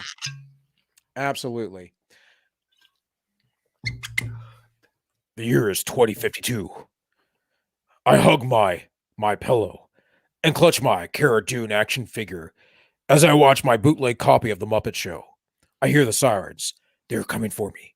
I don't have much time left. I whisper, oh, the places you'll go. To my illegal Mr. Potato Head. Oh my God. The Muppet Show. What? Yep. Yeah, they canceled that. That's gonna really probably red pill my wife because she is a huge Muppet Show fan. We've got all of them on DVD. Oh, well, you're good because you got a hard copy. Yeah. This is the one thing Adam was talking about Bitcoin earlier. I get it, guys. I get it. Still, not hard commodities, ammo, food, water, the Muppet Show. Have stuff. Have stuff. That's all I'm saying. So yeah, they canceled Pepe Le Pew. He is he is a sex fiend. How you say? And then we have sandwich, gender neutral meat sauce. Gender neutral meat sauce. All right. Yes. And of course, white bread will no longer be referred to as white bread. It has been canceled as well. It is now privileged loaf. I do like a good privileged loaf. I'm not a big fan. I don't really like wheat bread either. It makes me racist, I suppose. Do you like bruschetta? Bruschetta makes everything better. So Amazon changes its app icon after people complain it looks like Hitler. Did you see this, Tank? What the shit? This is like a week old. I didn't notice that on my phone. Behind the news cycle right now. Bro, I don't do this shit. Yeah, I noticed my Amazon app on my phone changed. Like, what the fuck is this? Yeah. Apparently it looked like this. I mean, well, now when you do it like that, it does look like Hitler. Yeah. Well, but he's such a smiley guy. Exactly. And here's my thing. Fascism and socialism are different ideologies. Fascism and socialism are the same. Hitler was a socialist. World War II was leftist infighting. Gives me some hope. Speaking of leftist infighting, never will I ever write another book about a cat or hat or fish in a brook. My stories, my limericks, and telling did end. The mob crashed in and took my pen. No, I won't be last, and I sure wasn't first, but this culture is evil. They simply the worst. Hey. The worst. Of course, what that really all sums itself down to is this, by my ass, you liberal morons. Should say leftist, but whatever, good enough.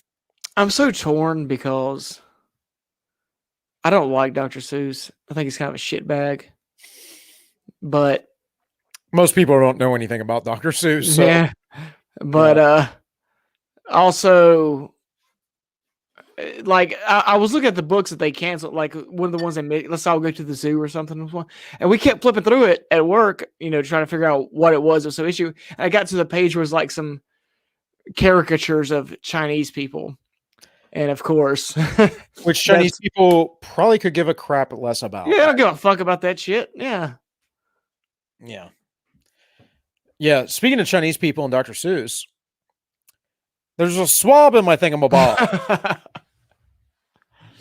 Hell yeah. Speaking of swabs and thingamabobs, COVID-19, the U.S. is edging towards normal, alarming some officials. Oh, God, no, not normal. I know. How dare they? This is why I wanted to go through memes with Adam, but when he told us he had an hour and then he just started talking before the interview was over, before the intro was over, and we kind of told him how things go. Yeah. All right. Improvise, overcome, adapt. That's what we do. Yep. Pfizer CEO Israel visit canceled because he is unvaccinated. What? No. Why would the Pfizer CEO not have a vaccine? You know what he said? He said, "Whoa, I didn't want to take it away from other people who needed it." Okay. Whoa. Okay. Okay. The millions of vaccines you have. Okay. Unvaccinated. Mm. Speaking of labels, how could people allow it to get to this point? Germany, 1933 through 1945. The fucking spit shield. I do not understand. I don't get it. It's called tardedness, Tank. Tarded. They're tarded.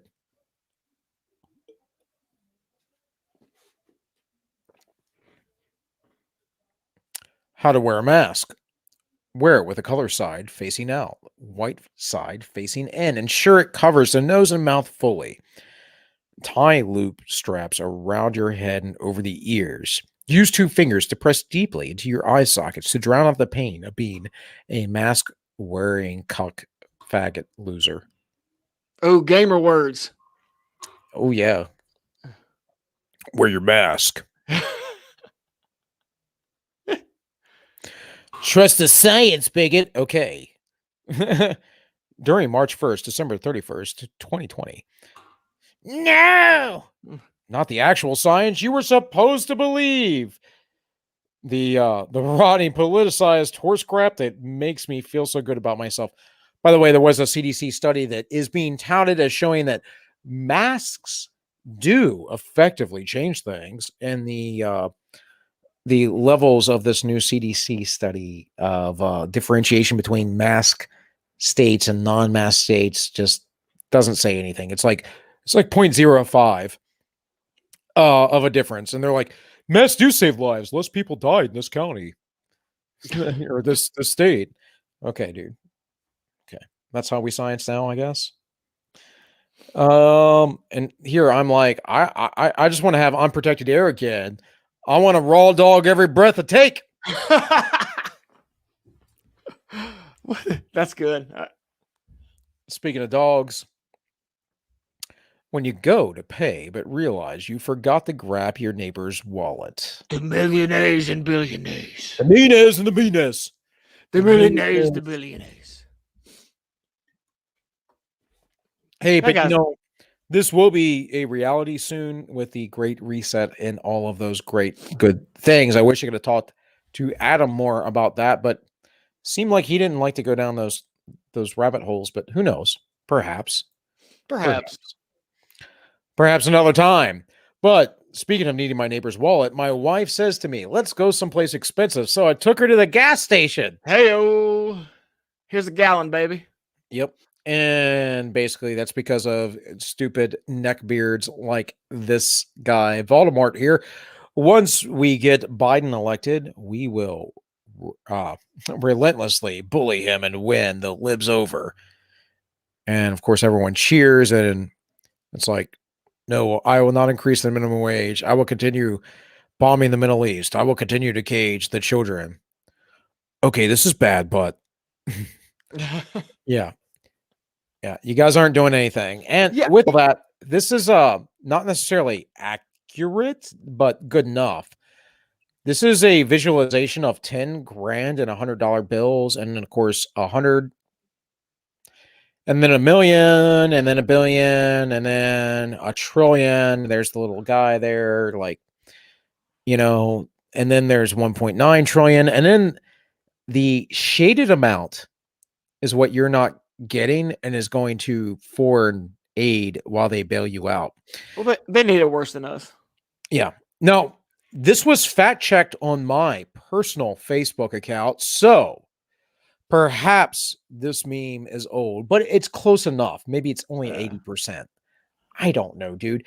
Either way, like, why are they fact checking my meme on Facebook?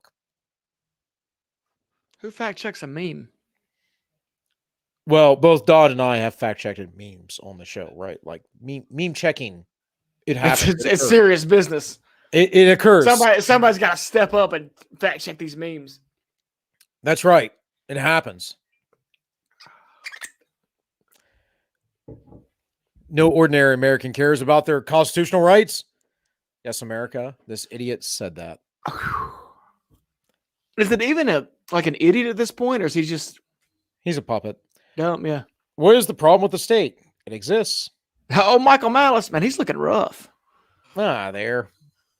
That's like Lex Friedman too. He's He is a lot older than I thought he was, though. He's like in his 50s. Yeah, he is. I thought he was like 30 something. I'll look like that. Probably about the same amount of gray hair when I'm his age, no doubt. Because I'm not far. I mean, I'm like a decade behind him. I guarantee you. And lastly, but not least, guys, remember your clocks go back this week. I'm sending mine to 1775 when this country had some balls. Hoorah. Yeah, buddy. All right, man. That was it. That was the Memecast news. Oh, I gotta get the thing. Hold on.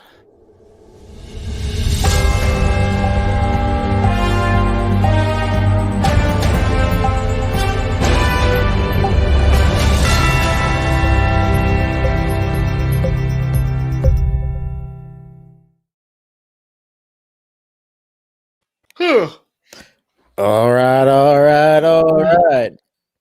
All right, guys. We did a backwards show, but hey, That's okay. that is the show. It is whatever the show is. Anyways. So, Tank, thoughts on Adam and some of the stuff he was talking about before we get out of here, because we got about 10 minutes left. Yeah, it was like I was wanting to let him talk, but like I was saying, he's saying like, oh, you can't be a libertarian and go back. Well, it's not that I went back, because ultimately, like I do believe a lot of things on a libertarian platform. It's just, to me, a lot of it is very, what's the word I'm looking for? It's kind of, I don't care enough about all the fiddly bits. Yeah. So I can describe the kind of, society I want to live in, and I really don't give a shit how we get there. Is where I'm from. I just want to live in a place where I don't have a whole section of the country that wants me dead. I would like to more or less get along with my neighbors and be able to, have kids and raise them and not have all my friends and family on SSRIs. I don't give a fuck what it is. If it's libertarian, great. If it's, monarchism, that's fine too. But so I don't, I get it. These guys buy into the ideology of, hey, I'm a libertarian and, it's the market. And maybe it is, like I'm saying, it could very well be that he's got some solutions, but it's not worth it for me to expend energy trying to sell people on a libertarian platform than just to say, hey, bro, we should probably get good at shooting. That's a lot easier sell. Yeah, well, we didn't really get to talk before we started streaming because Adam came in kind of sort of last minute, actually probably after the stream was supposed to start. But regardless, There were a few times like he was saying things. He was like, "Oh, I'm surprised you believe this or that," and I was like, "Well, I don't." And you know, we didn't really Mhm. discuss that, but he perceived to pick that up there. But whatever. I mean, I've certainly probably done the same thing to folks, talking to them. He has no idea who we are. He came into this cold. Mhm.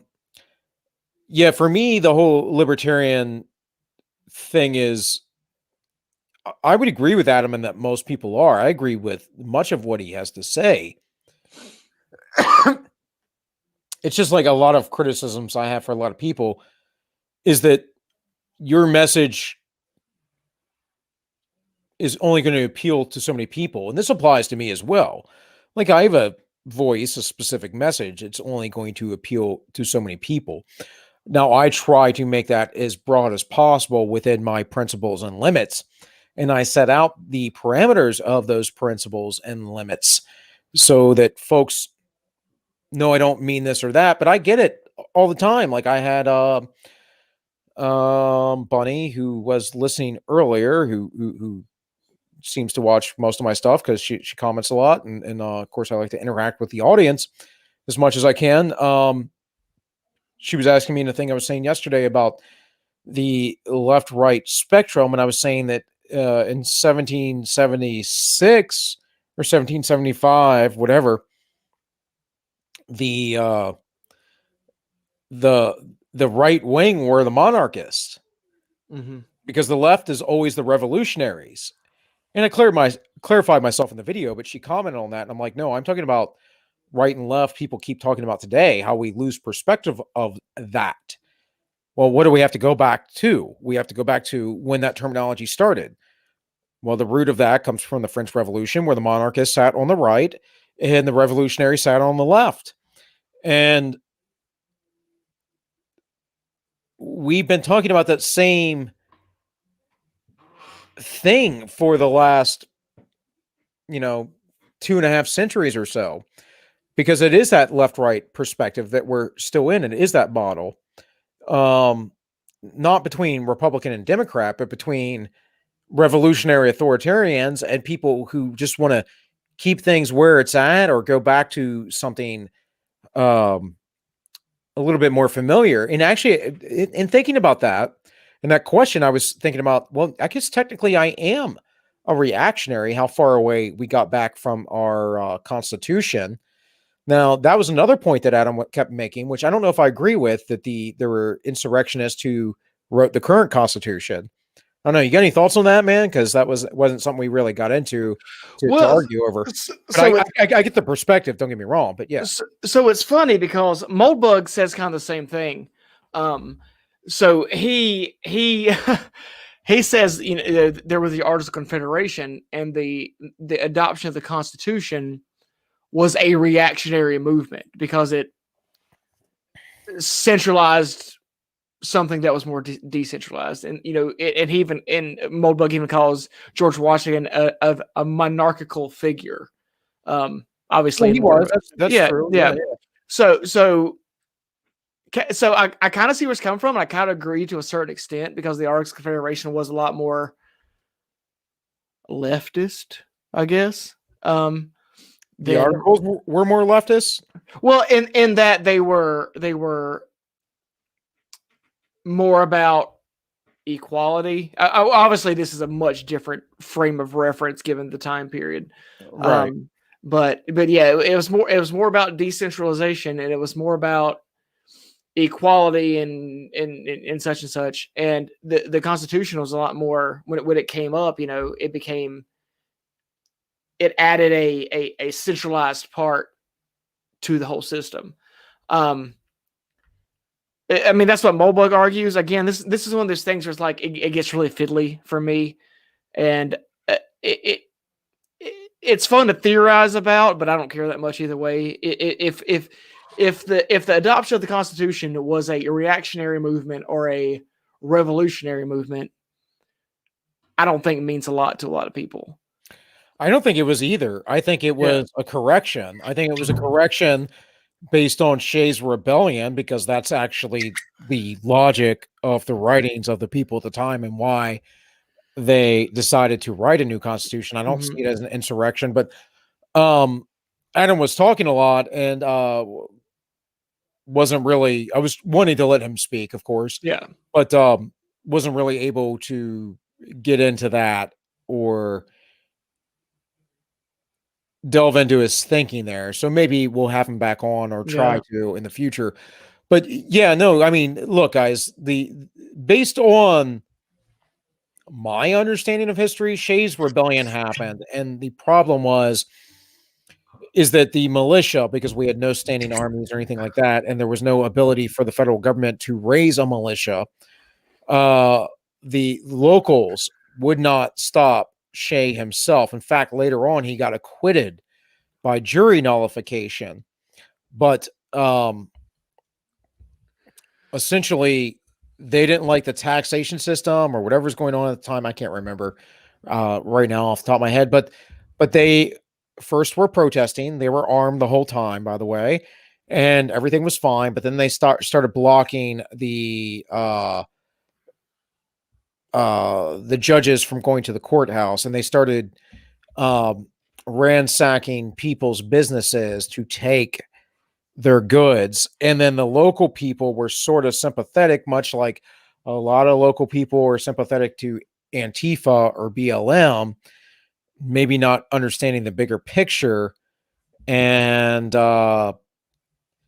they really couldn't do much to, quash this rebellion. They finally did. And this brought up this idea of, well, we need a little bit more power centrally in the federal government because the state government and the local government wouldn't take care of it.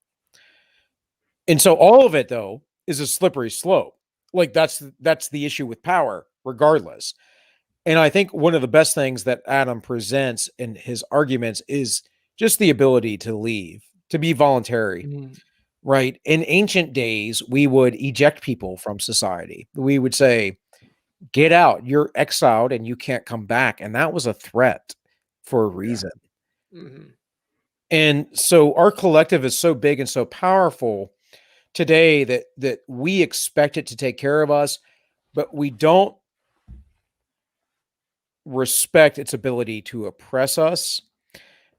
And we don't really respect the ability of the individual. We see individuals who do well for themselves and we give them praise and respect. But as far as a culture, it's always going back to the state as being some sort of god or something to worship, right? Something like that. So I don't know, man. What do you think? Well, when you guys were talking about, you're talking about the progressive era, and he was saying, "Oh, did it really start there, or did it not?" It got me thinking about. I think we've talked about this in the past, where it's not so much for me the progressive era. It's the managerial revolution, which obviously is connected to the progressive era. But I think that's a better way to look at it. So like with Adam, when he was talking about, libertarian and being individualistic and stuff, you've got a whole group of people, it's probably the majority of group of people in our country, that has a predilection to want to stick their nose in the business of flyover states, right? You got all these people in urban centers who give a whole big old fuck about what goes on in Wyoming. To me, the reasons why they care about what goes on in Wyoming is a better question, and I think would lead to better answers than worrying about, a libertarian movement. Okay, so why is that the case? If you can figure out why people don't want to leave you alone, like why did motherfuckers in Moscow give a shit what's going on in Ukraine, in 1932? That goes back to scaling, though, and Dunbar's number, man, and really the human condition, which is what I always say, which, again, I kind of mentioned there, but it's hard to get into with folks. Is like I mentioned it to Don at one point. I think the first time we talked was, well, isn't that just the problem of the human spirit and the human soul? And it always comes back to that for me. It's like at some point, like you have to just realize, folks, that human beings either want to be left alone or they want to rule the world. And a part of us want both. And some of us think that we're going to be good at ruling the world, which is scary because no one is.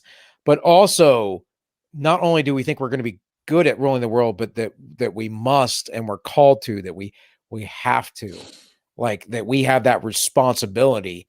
And that same person is probably the most individualistic person you've ever met in your life. They just think that their individuality and their way of mode of thinking is the proper and right one, which is also very, very dangerous. I mean, that's my take on it. We're always going to have these issues. That's why I say, let's go back to people we care about. Because if we scale down to Dunbar's number or something below or a little bit above, whatever, we scale down to people we care about. Like, am I really going to starve out or execute folks that I know personally, that I care about, that I have investment in? Like, it happens. We watch it on TV, like stupid TV dramas. And I'm not saying people don't do that because there are psychopaths. But the majority of humanity doesn't operate that way. And, that's like the idea that, okay, so let's say China does take over, becomes the world power, the world government builds up more and more, America has less sovereignty. Do you think it'll be American troops here in the U.S. policing Americans? Do you think it'll be them rounding you up and putting you in the concentration camps? Or do you think it'll be Chinese troops over here and American troops over in China? And so that goes back to the human soul, the human spirit, and that Dunbar's number thing. Like, and Don talked about this, like, within the Soviet Union, folks got to know who they were policing, who they were guarding. I can tell you this to some degree, working in corrections, you get to know folks. So in any case, man, you got anything else? I'm good. All right. Well, guys, that has been the show. There was the rest of my intro. This is the, what is it? Lend us your ear. What? Crack open a beer, lend us your ear. I just have it memorized, guys. Almost. It's only been months. Anyways, guys, go check out Adam. If you don't know him, go check him out. Whatever. Think what you want to think about him. All the links are in the description. Please give us a like, share, subscribe. You can follow me over on All Minus One. That is my own personal channel that isn't live. I pre-record there, but Tank has nothing to do with it. And Tank has no OnlyFans anymore, even though I did see that he plugged it in the chat. So how dare you lie to me, Tank? You've broke my trust. And I'm just really looking forward to seeing your next OnlyFans update. But anyways, guys, this has been the Ends Justify the Memes. Thank you for watching. And remember, the ends always justify those memes. Play the outro, Tank. I'm talking about all the way to the top, yeah. Unjustifiably in a position that I'd rather not be in.